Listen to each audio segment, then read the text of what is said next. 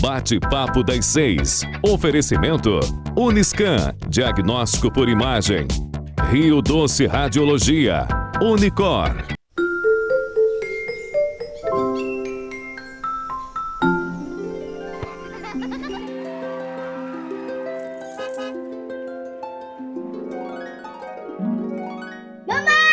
Imaginar o futuro de quem a gente ama é encarar o próximo passo como a decisão de viver todas as memórias ao lado de quem amamos. E estar presente em todos os momentos requer atenção, carinho e, o mais importante, saúde, para viver e construir o amanhã ao lado das pessoas que mais importam em nossas vidas. O futuro é cuidar de si e contar com quem também cuida de nós. É deixar o check-up em dia para viver intensamente. E quando o futuro está ali, bem na nossa frente, perceber que só é possível com a saúde em dia. Check-up Premium. Agende o seu.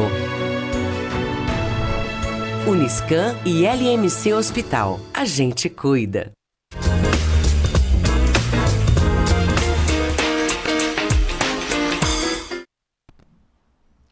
Olá, boa noite. Bem-vindos a mais um Bate-Papo das 6, a Quinta da Lei, aqui na TV Sim e no YouTube.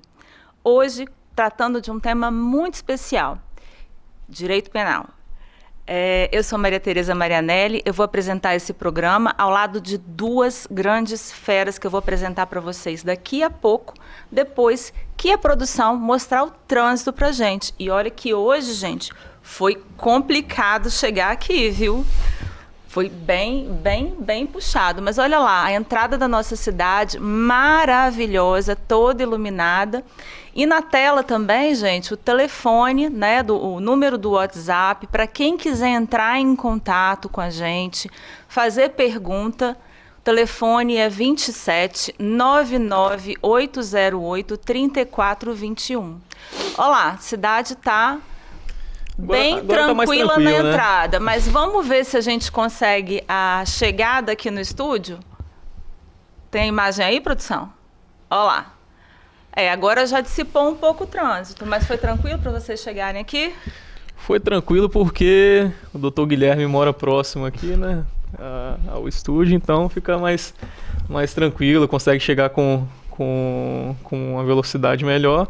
A doutora mora um pouco mais longe e teve esse trabalho aí para chegar aqui. Mas é isso aí, o trânsito está fluindo, né? Quem vai lá para o norte, né? Quem está indo para Jaguaré, Soretama, São Mateus, está tranquilo. E na vinda para cá está bem tranquilo também. É isso aí. Vamos voltar lá.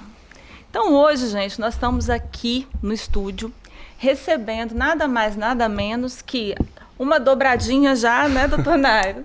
Dr. Nairo Bustamante Pandolfi e o Dr. Guilherme Oliveira Cruz, para tratarmos de um assunto muito importante, direito penal em destaque. Então, a ideia hoje é a gente trazer os temas mais polêmicos, mais difíceis, os que as pessoas têm mais dificuldade, né? Tribunal do Júri, o que é o Tribunal do Júri, afinal? Será que é igual ao filme americano que a gente assiste? Que as pessoas acham que vão fazer direito, né? Tribunal toda do aquela Júri. Produção de filme americano. Toda aquela produção de filme americano. Dosimetria da pena, como que é contada ali a pena, né? Como que faz esse quantitativo para saber 5 anos, 2 anos, quando pode sair, enfim. E habeas corpus, quando cabe o habeas corpus. Então vamos lá. Mas primeiro, gente, a gente vai conhecer nossos convidados. Doutor Guilherme, se apresenta para a gente, conta um pouquinho da sua história. Doutora Maria, então, eu sou advogado criminalista, né? O direito criminal, ele surgiu para mim já na faculdade, mas não era do meu interesse atuar na área, né? Mas depois que eu me formei, a primeira demanda que surgiu para mim como advogado foi na seara criminal, né? E aí eu tinha um pouco de receio de enfrentar, mas aí eu falei, não, vou enfrentar. Né, um colega advogado me apoiou, enfrentei, né, e nisso, ali dando meus primeiros passos, encontrei um velho amigo de infância, Dr. Nairo, que me estendeu a mão e falou, cara, Tô vendo aí que você está iniciando na área criminal. Vamos trabalhar juntos aí na área criminal? E aí a gente está aí já faz um tempinho, entendeu? Enfrentando essa labuta diária, entendeu? Vencendo os percalços, né? E é isso. Todo dia é um novo desafio, né? Da advocacia no geral, né? Maravilha. Eu falo que com você aconteceu o contrário, né? Quando a gente entra na faculdade, geralmente falam assim, nossa, você vai se apaixonar pelo direito penal e vai casar com o direito civil. E comigo foi assim, tá? Eu me apaixonei pelo direito penal, tinha lá todos os livros, né? Estudava... Todas aquelas teorias, né? Todas aquelas teorias, mas no final das contas a gente vai lá caminhando para o direito civil mesmo.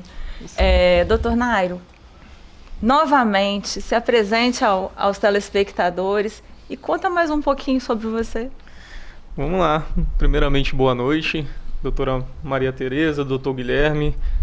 Grato mais uma vez por essa oportunidade, né, de estar aqui para falar um pouco sobre o direito penal, né?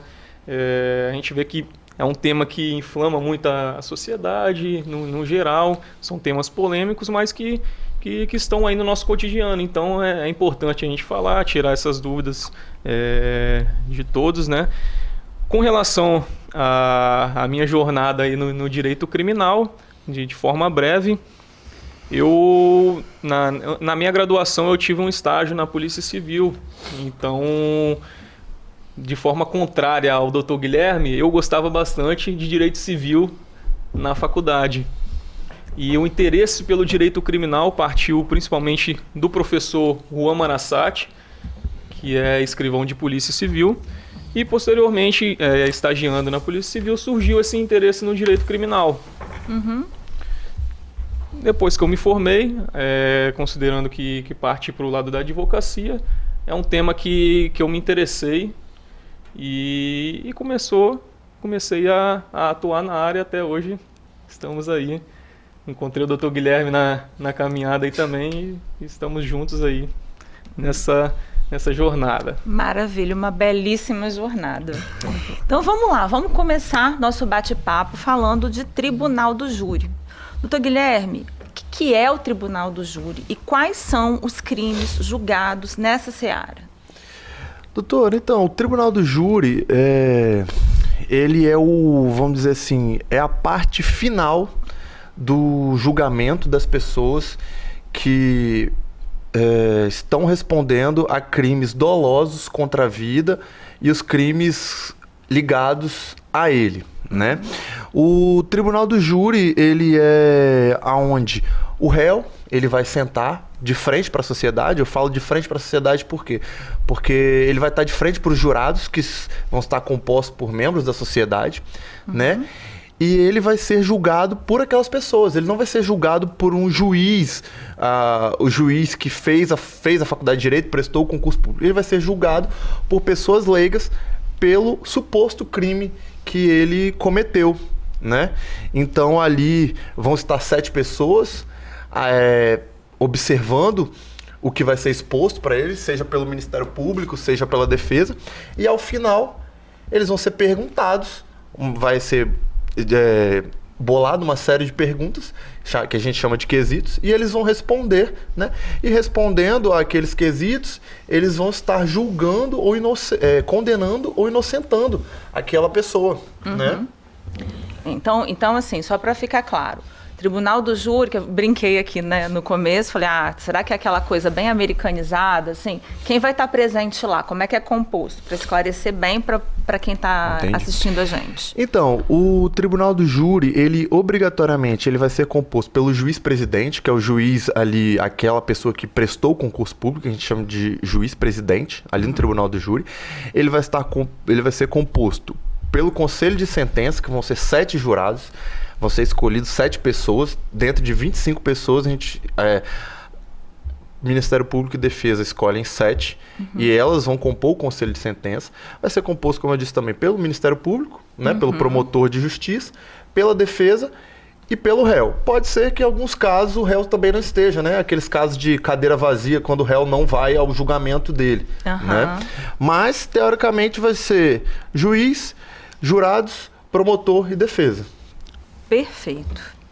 E, doutor Nairo, conta pra gente quais são as fases do júri. Como que acontece lá na hora? Perfeitamente. O tribunal do júri, a gente só costuma ver a fase final ali, né? Que é aquela, como a doutora mencionou inicialmente, que são os filmes americanos, né? Toda aquela retórica ali do advogado, a forma do poder de convencimento, né? Para aquelas pessoas da sociedade, do júri. Contudo, as fases do tribunal do júri são duas. Primeiro, costumeiramente tem uma investigação policial, né? Uhum. O delegado de polícia, seguindo ali os indícios de autoria e prova da materialidade, ele vai vai finalizar um inquérito policial, vai indiciar aquela pessoa. Esse inquérito policial é passado para o Ministério Público. O Ministério Público oferece uma denúncia contra aquele acusado. E dessa forma se inicia o processo. A primeira fase, que é a fase de instrução, que é aquela parte que as pessoas vão diante do juiz, vão prestar seu depoimento com testemunhas. E se ao final da parte de instrução, que é a parte de produção de provas, tiver indícios suficientes de que aquela pessoa pode ser o autor do crime, né? Que a gente fala que crimes dolosos contra a vida, pode ser homicídio, pode ser também aborto, que também é um crime doloso contra a vida, né? O aborto não é tão comum que aconteça isso, mas também é um crime doloso contra a vida. Participação que a pessoa faz a outra pessoa se suicidar, também é um crime doloso contra a vida. Então, se ao final dessa primeira fase tiverem indícios suficientes de que aquela pessoa é autora do crime, ela vai ser pronunciada. Esse é um termo técnico utilizado, né? Que a pessoa vai ser pronunciada a ser julgada perante o tribunal do júri. E diante disso, é aberta a segunda fase desse procedimento, que aí sim a pessoa ela vai ser julgada diante de pessoas da sociedade, que são 7 pessoas escolhidas, como o Dr. Guilherme bem mencionou. E essas 7 pessoas, por isso que a gente fala que existe uma complexidade no tribunal do júri, porque são pessoas comuns, pessoas da sociedade que não necessariamente têm um estudo do direito, né? Mas que elas são convidadas, né? Elas estão à disposição ali para julgar um seu par, né? Uma pessoa da sociedade. Ele não é uma tarefa fácil e por isso que existe essa complexidade, né, no procedimento do tribunal do júri. Entendi. Então, assim, eu quero participar como jurada. Como que é feita essa escolha? Explica pra gente como que é feita a escolha dos jurados. Doutor, então, é possível o alistamento, né? Se a senhora, né, cidadã ali, né, tem o interesse de participar, a senhora pode se alistar, né? A senhora participando um dia ali do tribunal do júri, você participando efetivamente, você vai ganhar um dia de abono no seu trabalho, né? Mas qualquer pessoa da sociedade pode se escolher desde que tenha um critério que a lei fala de idoneidade moral e que esteja no pleno gozo de seus direitos políticos, né? Que a pessoa esteja ali em dia com a votação, não tenha justificado seu voto, caso não tenha ido votar, enfim. Então, assim, qualquer pessoa da sociedade pode se inscrever para participar do tribunal do júri. Em Linhares, a gente vê, especialmente, que, assim, nós que atuamos com certa frequência no tribunal do júri, que poucas pessoas se inscrevem, né? E aí acaba que o juiz ali, responsável pela vara do tribunal do júri, acaba convocando pessoas, né? Aí essas pessoas acabam são obrigadas a participar, né? A gente entende que é importante as pessoas se inscreverem, voluntariamente se inscreverem, para elas estarem participando desse processo democrático, né? Que é um processo extremamente democrático, o tribunal do júri ali, né? A sociedade tendo voz dentro do judiciário. Sim, faz parte, né, do nosso dever de cidadão. Então quer dizer que se você for convocado, você obrigatoriamente tem que comparecer?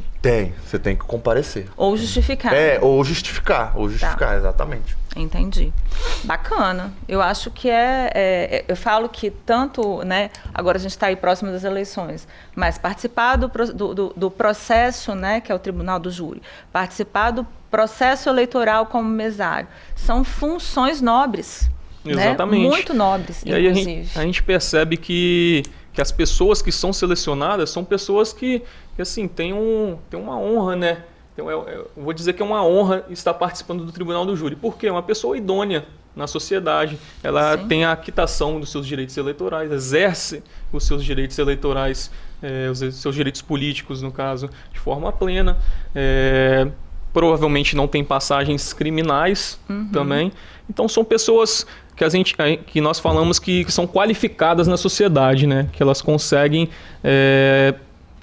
resolver ali, têm o poder de resolver essas questões da sociedade linharense, falando da nossa cidade em específico. Local, né? Verdade. Então, continuando aqui, né, o nosso tema, existe dentro do Tribunal do Júri o Conselho de Sentença, né? O que é esse conselho? Pelo que ele é responsável? Como é que funciona isso? Então, no início da minha fala, eu disse o seguinte, que vão ser escolhidos uma quantidade de jurados, né? 25 jurados, vão ser escolhidos 25 jurados. E dentro desses 25, no dia, por exemplo, amanhã vai ter um julgamento pelo Tribunal do Júri. Esses 25 têm que se fazer presentes antes do julgamento, né? Ali no horário ali marcado. E dentro desses 25, o Ministério Público e a defesa, eles vai ser sorteado, né? O juiz ele vai pegar uma urna com aqueles 25 nomes e vai puxar o nome, vai perguntar: fulano.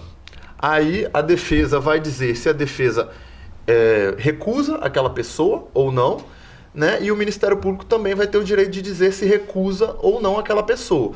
E nesse direito de recusa, né, tem que se chegar dentro daqueles 25 a 7 pessoas. Perfeito. Aí aquelas 7 pessoas que vão compor o conselho de sentença daquele processo ali, daquele dia. Aquelas 7 que vão julgar o processo daquele dia. Entendi. Entendeu? Então, os 7 que estão presentes ali naquela lateral, sentadinhos, acompanhando toda a audiência, eles são o Conselho de Sentença. Exatamente. 7 pessoas. Um número, por lógica, né, tem que ser um número ímpar de pessoas, né? Porque as votações, elas têm que dar a maioria, né? Seja 4-3, entendeu? Né? Hoje no Tribunal do Júri tem uma inovação, né, que a gente pode dizer que é recente, que antigamente acontecia o seguinte: você tinha ali os 7 jurados e na hora de votar ali, né, os quesitos, o juiz ele abria os quesitos, todos os quesitos, e às vezes era unânime a votação daquele quesito para condenar a pessoa. Então, o juiz lia, a votação deu 7-0. Então, já entregava a posição de cada jurado. E isso futuramente poderia ser que talvez uma pessoa insatisfeita quisesse se insurgir contra aquele jurado. Porque ele sabe que se aquelas 7 pessoas que estão ali votaram por condenar ele, então ele entendeu, não, eu sei quem votou contra mim. E hoje não. Hoje o juiz ele vai abrir ali as cédulas, né? E ele vai contar os votos. Se ele chegar à maioria, ele já para a votação, porque ele não precisa abrir o restante. Se os 4 primeiros votos que ele abrir deu sim, ele não precisa abrir os 3 últimos. Perfeito. Para preservar o voto de cada jurado. Perfeito. Então, lá no início do nosso bate-papo, você mencionou que os crimes contra a vida, né, dolosos contra a vida, são levados a júri. No caso de um acidente de trânsito com vítima fatal, quando o agente causador estava embriagado, esse crime vai ser levado a júri ou não? Eu vou deixar o meu colega doutor Nário responder, que ele é especialista aí em direito de trânsito. Vamos lá. Aqui o doutor complementa depois. São situações que a gente observa que acontecem muito, né? Hoje em dia. Por exemplo, crimes de trânsito, que em regra, crimes de trânsito, homicídio que é levado como homicídio culposo, né, na direção do veículo automotor. Em regra, esses crimes não são julgados perante o tribunal do júri. Contudo, existem algumas situações em que a pessoa está extremamente embriagada, tem um histórico também criminal na parte de trânsito com relação a isso. Então, sendo feita a análise de cada caso concretamente, o Ministério Público, a Polícia Civil vai analisar se essa pessoa assumiu o risco de causar aquele acidente, que a gente fala que é o dolo eventual, né? Existem essas terminologias. O dolo eventual é aquela pessoa assumiu o risco de causar aquele acidente. Então, dessa forma, existe essa posição doutrinária, né, que são os estudiosos do direito que trazem essa questão, que em algumas situações ela pode ser julgada perante o tribunal do júri. Eu discordo dessa posição, sendo bem direto aqui, eu discordo, porque apesar da situação de embriaguez da pessoa, os crimes que são julgados perante o tribunal do júri são crimes dolosos contra a vida, que se opõem a homicídio culposo na direção do veículo automotor. Mas cada situação é uma situação, então isso existe essa controvérsia, né? Hoje em dia, infelizmente, embriaguez ao volante se tornou rotina, né? Então vai depender da situação ali. É o direito, né? Eu falo que são as argumentações. Eu falo que embriaguez ao volante ela era muito comum antes da lei seca, né? Depois, com a lei seca, ela passou a ser praticamente... Eu acho que houve uma diminuição brusca e hoje já vem se tornando um pouco mais comum a gente encontrar casos, né, do que eram lá no início. Então, Exatamente. Parece que as pessoas vão relaxando, né? Vão relaxando diante da norma. Porque antes da lei seca, não existia o dispositivo do artigo 165A do CTB, que era aquela da recusa de você fazer o exame de bafômetro. Hoje em dia, você recusar, você responde como se tivesse feito também. Sim. Então, é claro que existem as características pessoais da pessoa, se ela apresentava o odor, a fala arrastada, a fala alta. Pupila, né? Isso aí, exatamente, olhos vermelhos. Isso vai ser avaliado pela autoridade policial que abordar ele naquele momento. Mas a simples recusa hoje já também é crime de trânsito. Fantástico. Gente, bate-papo bom, passa muito rápido. Já está na hora do nosso intervalo, mas a gente volta já já. Fiquem conosco, porque a gente vai voltar falando de dosimetria da pena. Como que conta a pena? Como que o juiz vai contabilizar aí os anos que a pessoa vai ficar presa, vai ficar em prisão domiciliar, enfim. A gente volta rapidinho. Fica aí, que é 1 minutinho.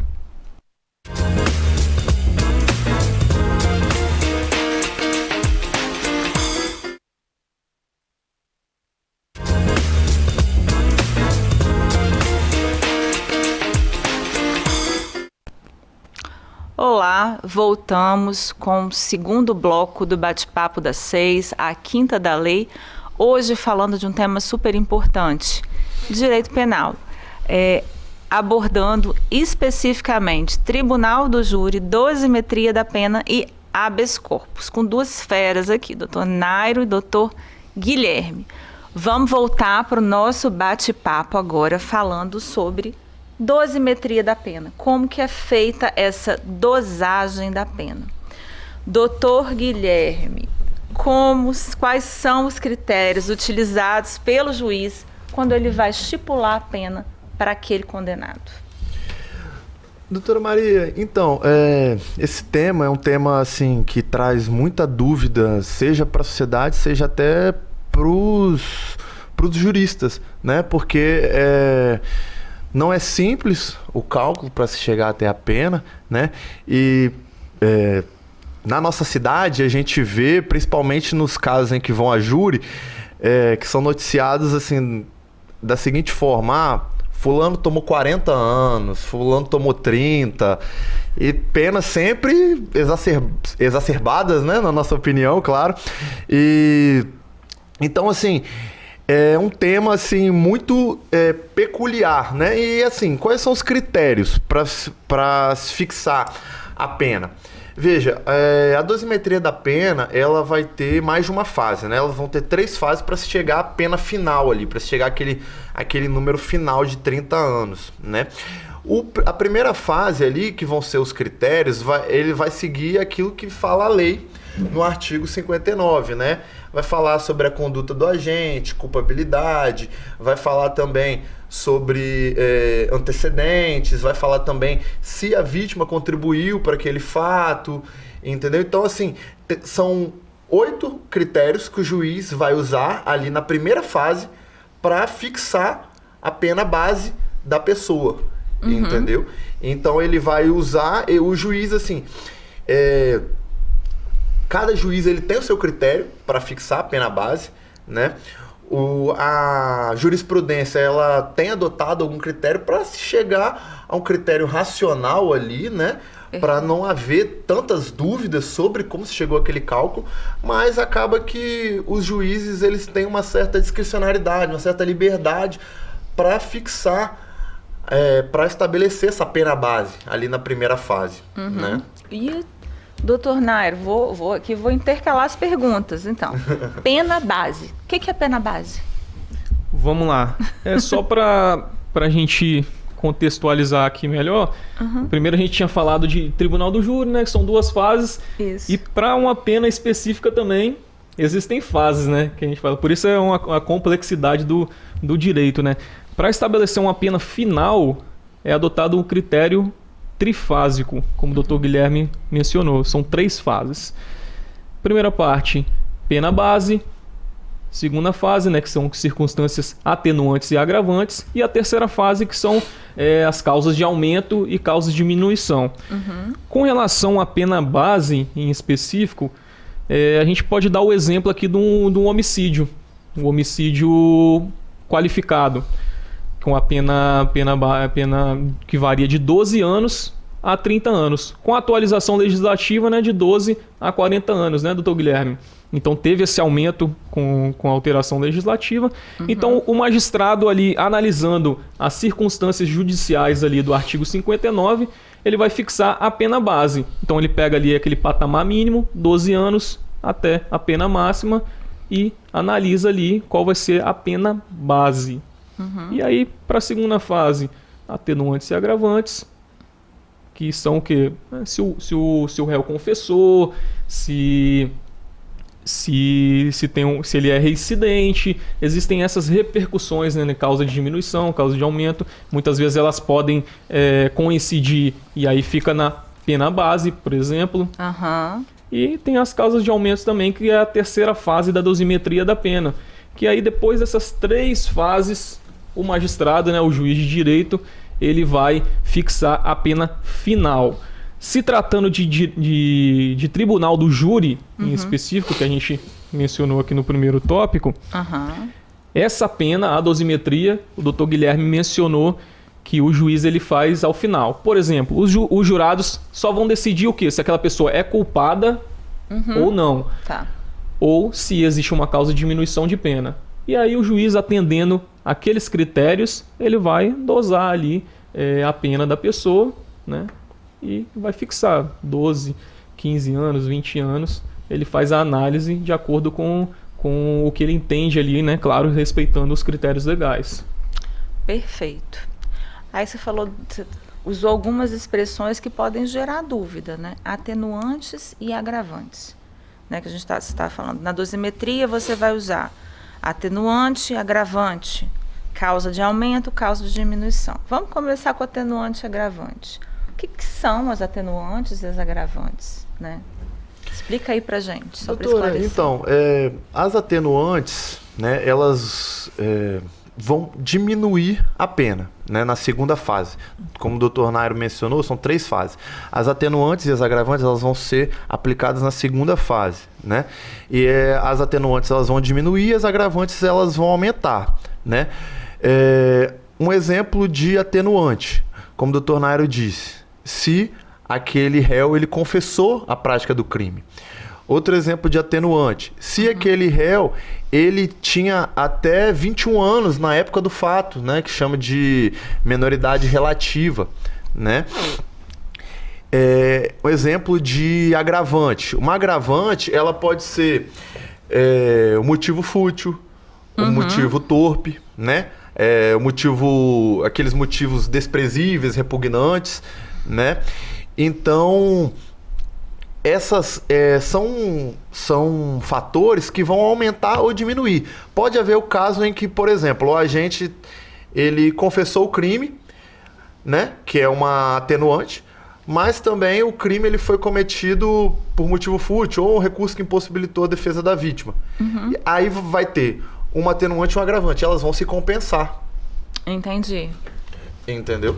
Então, assim, basicamente elas vão servir para aumentar e para diminuir a pena, de acordo com aquilo que a lei prevê. Sempre de acordo com aquilo que a lei prevê, né? Há casos também, eu particularmente nunca vi, há casos que há a possibilidade de atenuar a pena de acordo com aquilo que o juiz ele avaliar dentro daquele contexto ali. Mas eu particularmente nunca vi o juiz ele usar esse critério, né? Essa discricionariedade dele para falar, não, eu vou atenuar essa pena porque nesse contexto aqui o agente ele cometeu esse crime por talvez algum valor moral, social, alguma coisa que não está prevista ali, né? Mas particularmente nunca vi. Geralmente eles se seguem à risca ao que está na lei. O que a gente observa muito, e que não pode ser feito inclusive, causas de... as agravantes, elas são taxativas, né? Que a gente fala o quê? As agravantes tem que ser aplicado o que está na lei. Certo. Por outro lado, as atenuantes tem aquele rol lá, legislativo, né? No Código Penal. Só que o juiz, como o Dr. Guilherme mencionou, ele pode analisar a situação e falar, não, isso pode ser uma causa pode ser um atenuante. E aí é utilizado aqueles patamares ali, geralmente, de 1/6 para diminuição da pena, 1/6 para aumento da pena. São essas frações que geralmente são utilizadas. Perfeito. Doutora Nária, aproveitando, né? Falamos em atenuantes e agravantes, mas na sua fala você também mencionou causas de aumento e causas de diminuição de pena. Como é que funciona isso? Quais são essas causas de aumento e diminuição e como que funciona a aplicação delas para a dosimetria da pena? Perfeitamente. De forma bem sucinta aqui, depois que o juiz fixa a pena intermediária ali, que são as agravantes e as atenuantes, existe a possibilidade de ter uma causa de aumento, que aí às vezes acontece no próprio tipo penal. No próprio tipo penal que a gente fala o quê? Lá no artigo daquele crime vai ter uma causa de aumento, entendeu?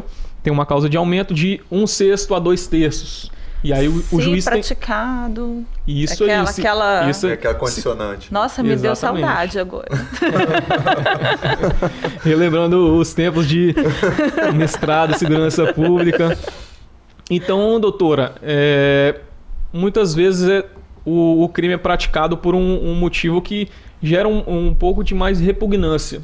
É um pouco mais grave. O crime já é grave por si só, mas pelo fato dele ter cometido, por exemplo, contra uma enteada, contra um familiar, pode ser que tenha essa causa de aumento. Que aí pode ser de 1/3 a 2/3, 1/3 a metade, de acordo com o que vai estar previsto no artigo daquele crime. Perfeito. E aí, para a gente entender, né, completar aqui a questão da dosimetria da pena, a gente sabe que após fixada a pena vai ter um regime inicial, né, de cumprimento dessa pena. Como que é estabelecido esse regime inicial? Quais são os critérios utilizados pelo juiz e quais são, né, os regimes que podem dar início aí ao cumprimento da pena? Então, doutora, a lei ela vai falar que há 3 regimes para cumprimento de pena no ordenamento jurídico brasileiro. Há o regime aberto, o semiaberto e o fechado. O fechado, obviamente, é o regime mais gravoso, né? Onde ali o detento ele vai estar ali, vai estar muito mais cerceado da sua liberdade. Por que eu falo isso? Porque no semiaberto o detento ele tem a possibilidade às vezes de trabalhar, seja dentro ou fora da penitenciária. Ele vai ter muito mais direitos à visitação, entendeu? Então assim, no semiaberto ele vai ter um pouco mais de liberdade. E já no aberto, ele já vai estar em liberdade, né, cumprindo a pena dele ali fora da penitenciária e às vezes, muitas das vezes, no caso, cumprindo medidas restritivas de direito, né, um comparecimento mensal ao fórum, né, proibição de frequentar lugares, entendeu? Então, assim, há esses 3 regimes, né, de cumprimento da pena. O nosso ordenamento jurídico fala também que penas até 4 anos, a pessoa ela tem que cumprir no regime aberto. A partir de 4 até 8, no regime semiaberto. E de 8 em diante, no regime fechado. Só o que acontece? O juiz, quando ele vai ali fixar a pena, né? A pessoa foi condenada. Por exemplo, a gente está falando muito de tribunal de júri. O réu ele foi condenado, né? Pela prática de homicídio, né? Na maioria dos casos, igual por exemplo o doutor Nário falou, é homicídio qualificado, pena 12 a 30. Muito dificilmente aquele agente ele vai ter uma pena no mínimo ali, nos 12 anos, né? Então geralmente eles vão ter penas ali 16, 20. Só por esse número, obrigatoriamente você tem que fixar o regime de cumprimento de pena desse agente no fechado. Mas há outros crimes, os crimes, vamos dizer assim, os crimes menos gravosos, por exemplo, um crime de furto, né? Uma pena menor, né? Se não me engano, a pena base do crime de furto é 4 anos. Pode ser que o agente, quando ele é condenado ali, o juiz ele vai olhar e vai falar, eu condenei essa pessoa a 5 anos. Teoricamente ele tem que ir para o semiaberto, né? Mas eu tô vendo aqui que as circunstâncias do cometimento desse crime e ainda a reincidência, esse cara, ele furta direto, né? Ele tá invadindo casa direto. Não tem como eu colocar esse cara no regime semiaberto. Aí acaba por colocar ele no regime fechado, né? Então, é esse o critério que se é utilizado. Às vezes é o critério numérico, né? Esse critério que eu falei, né? De até 4 anos, até 8 e de 8 em diante, mas também se o juiz analisar a situação em si e se o agente é reincidente, ele pode colocar a pessoa num regime mais gravoso, né? Menos direitos. Perfeito. Bate-papo bom, passa rápido e já chegamos ao final do segundo bloco. Não falei com vocês que ia passar muito rápido? Então, gente, fiquem com a gente mais um pouco. No próximo bloco vamos tratar de habeas corpus, remédio constitucional. Fica aí ligado que daqui a pouco a gente volta para o terceiro bloco.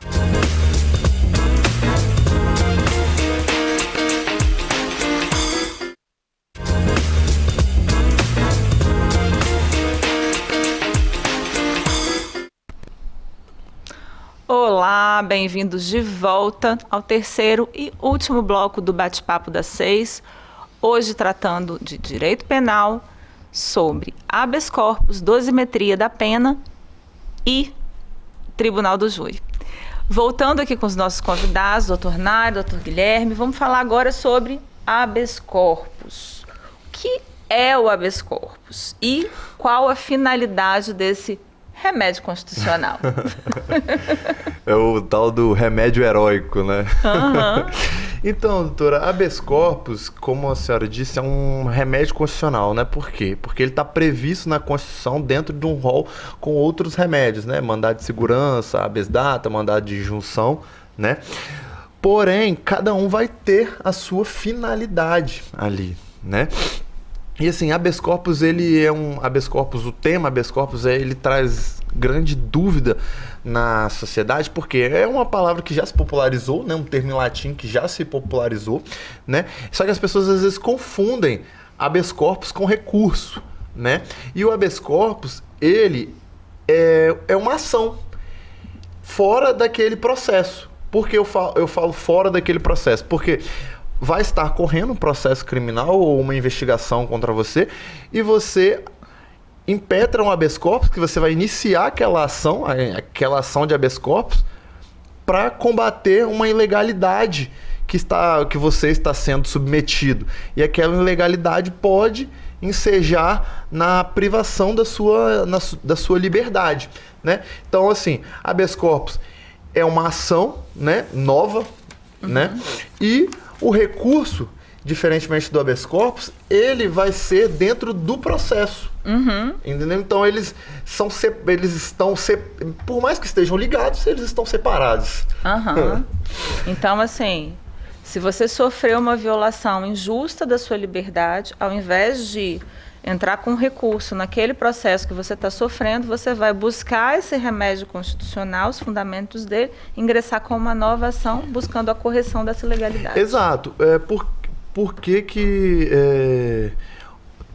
as pessoas se socorrem do habeas corpus? Porque o habeas corpus, ele tem por finalidade, ali, por objetivo, ser mais rápido, né? Às vezes, aquela pessoa que está sendo processada, ela teve a sua prisão preventiva decretada, né?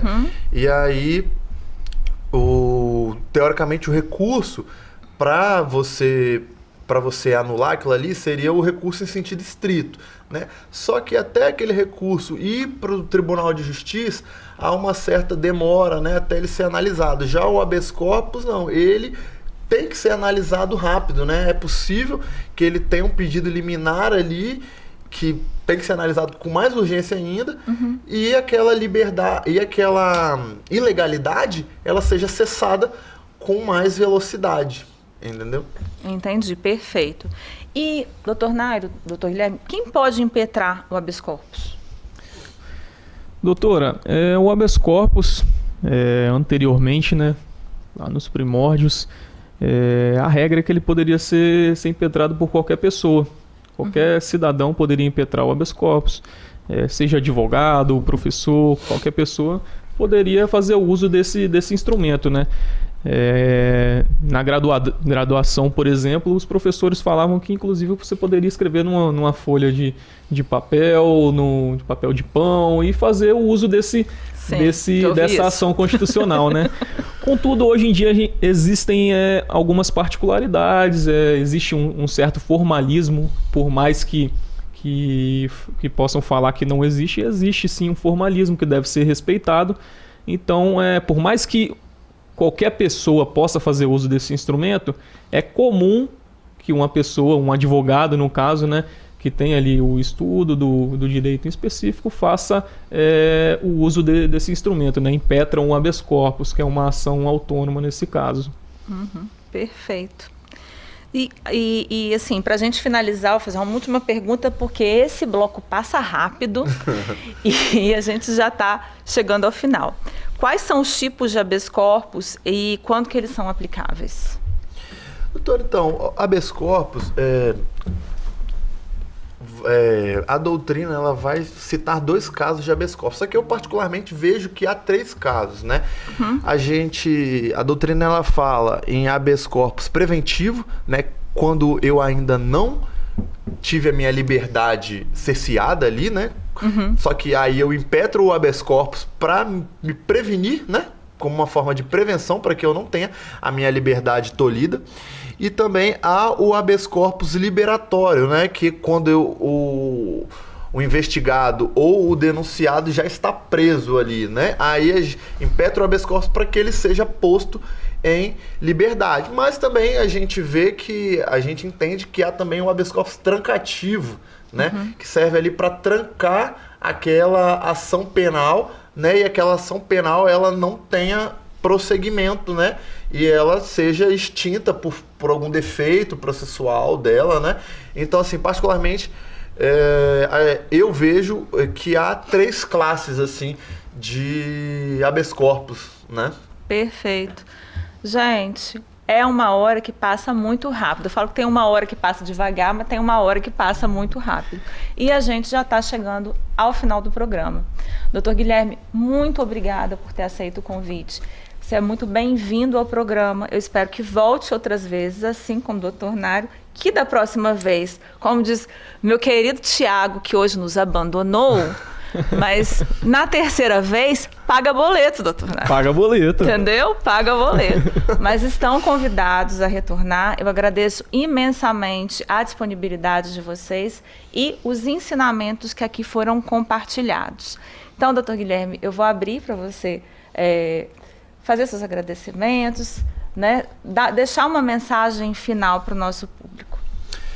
Doutor, agradecer a oportunidade, né, de trazer conhecimento para a sociedade. Sei que a TV Sim é uma TV que tem um alcance muito grande, a população ela se interessa por esses assuntos e pra gente nós estamos lisonjeados, tanto eu quanto o Dr. Nairo, de estarmos aqui trazendo falando sobre esses temas, né, que em Linhares, infelizmente, há um número muito elevado de homicídios, então acaba que esses temas eles estão no imaginário ali das pessoas, né? Então é uma oportunidade muito boa estar aqui. Agradeço a oportunidade, agradeço aqueles que estão assistindo, deixar um beijo e um abraço para os meus pais, para minha namorada também, que está assistindo, né? Espero voltar mais vezes também. Com certeza, o convite está feito. Entendeu? Espero na próxima vez que a bancada seja composta por nós três e também pelo Dr. Thiago também, né? Perfeito. E é isso. Dr. Nairo. Doutora, muito obrigado mais uma vez pela oportunidade. Dizer que é uma satisfação estar na sua presença, na presença do Dr. Guilherme. É sempre bom estar aqui, né? É a segunda oportunidade que eu tenho. E falar de direito penal nunca é fácil, né? Porque são crimes contra a vida. E, contudo, é necessário falar. Sim. E esclarecer para a sociedade a forma que isso acontece. Então eu agradeço mais uma vez pela oportunidade e estou à disposição para sempre que for necessário estar aqui para estar compondo essa banca, que hoje, infelizmente, o Dr. Thiago não está, mas faz parte. É um querido, né? Faz uma falta danada. Um beijo, Thiago. Então, próxima vinda, vamos falar de criminologia, já que você gosta tanto. De criminologia. É um desafio pra gente aqui, ó. Adoro. Gente, é isso. O bate-papo das 6 hoje fica por aqui. Muito obrigado para você que acompanhou até agora. É um prazer estar aqui com vocês às quintas-feiras, né? Amanhã, para quem não assistiu, a reprise acontece a partir das 6 horas da manhã e aos domingos o bate-papo das 6 é reprisado a partir das 15 horas. Como diz meu amigo Thiago, o bate-papo das 6 acontece nesses dias, mas só a quinta da lei.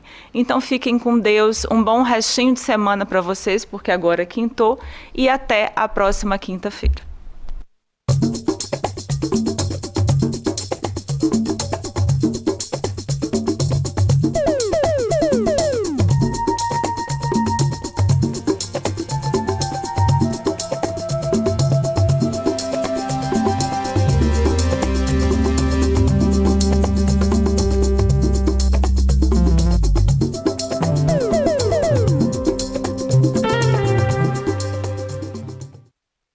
Bate-papo das 6. Oferecimento Uniscan, diagnóstico por imagem. Rio Doce Radiologia. Unicor.